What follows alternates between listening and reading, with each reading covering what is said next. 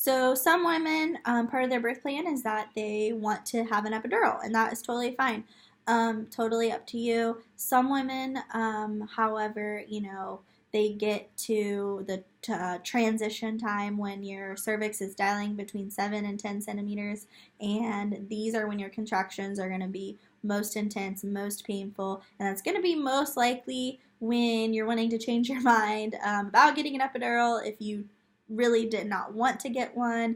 So I'm just going to talk to you about the process of getting an epidural, what that looks like, and at what point you can get that. So first of all, if you are the person who is choosing and wants to get an epidural, you can really get one at any point. I mean, typically it's going to be probably after 4 or 5 centimeters, just because before that point your contractions aren't super crazy. You're probably not even going to be at the hospital at that time if you have spontaneous labor.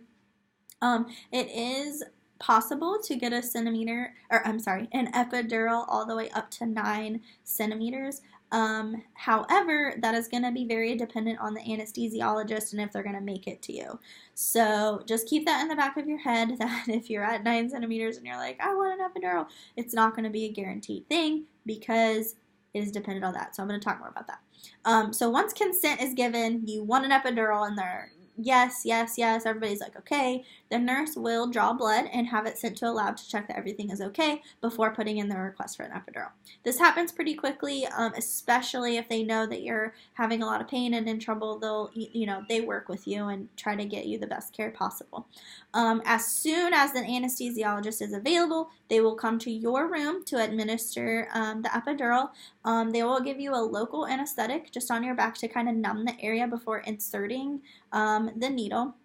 It is a very large needle, so it is nice to have that. So really the only thing you're going to feel is kind of some pinches when they're putting that local anesthetic on, and then the doctor will inject the medicine, and it goes in an outside of the sac of fluid around your spinal cord. This is called the epidural space. So the medicine numbs or blocks the feeling in a certain part of your body so that way you cannot feel pain. So a lot of times you're going to be probably numb from, they say, like nipples to feet all the way down. Some women feel it in more side than the other. Some feel it from waist down. It kind of all depends on you. So that is how getting an epidural works.